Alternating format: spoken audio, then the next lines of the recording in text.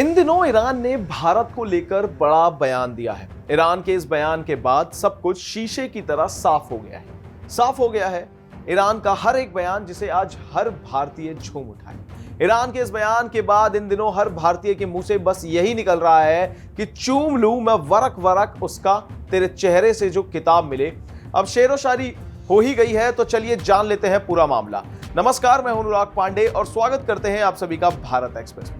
दरअसल ईरान ने मान लिया है कि भारत विश्व गुरु है। जी हां, ईरान ने मान लिया है कि जिस वक्त दुनिया क्या कहा सीख रही थी उस वक्त भारत में ज्ञान की गंगा बह रही थी।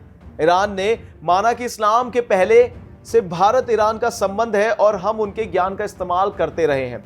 दरअसल ईरान और भारत के बीच संबंधों और सहयोग का इतिहास इस्लाम के उदय से सैकड़ों साल पहले का है। जी हां, ये मैं नहीं कह रहा हूं बल्कि ईरान का एक बड़ा नेता कह रहा है। जी हां, इस नेता का नाम है अब्दुल मजीद हकीम इलाही।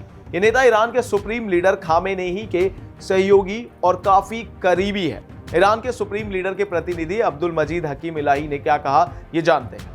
इलाही ने कहा कि ईरान में भारत की दार्शनिक किताबों का अध्ययन किया जाता था। उन्होंने बताया कि ईरान में गणित, खगोल विज्ञान और चिकित्सा के क्षेत्र में भारत की उपलब्धियों का अध्ययन किया गया है। जी हां, अपने बयान में उन्होंने यहां तक कह दिया कि ईरान के लोगों ने हमेशा दोनों प्राचीन सभ्यताओं के बीच संबंधों के बारे में सीखा है।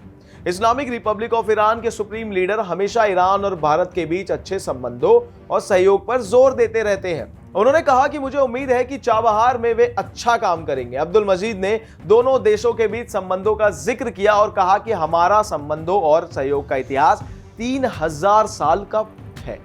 उन्होंने कहा कि यह संबंध इस्लाम के उदय से पहले का है। उन्होंने बताया कि उस समय भी हम भारत की दार्शनिक किताबों का इस्तेमाल करते थे।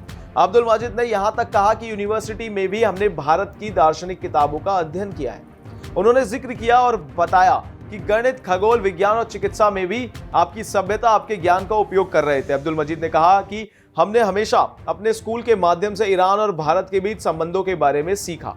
इतना ही नहीं, उन्होंने कहा कि ईरान के ऊपर लगे प्रतिबंधों के कारण आर्थिक समस्याएं तो आई हैं।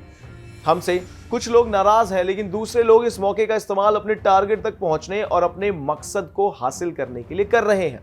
उन्होंने कहा कि इस समय हमारी स्थिति बहुत अच्छी है। उन्होंने कहा कि हालात कंट्रोल में है। जैसा कि कुछ सोशल मीडिया हैंडलर बता रहे हैं वैसा माहौल तो बिल्कुल भी नहीं है।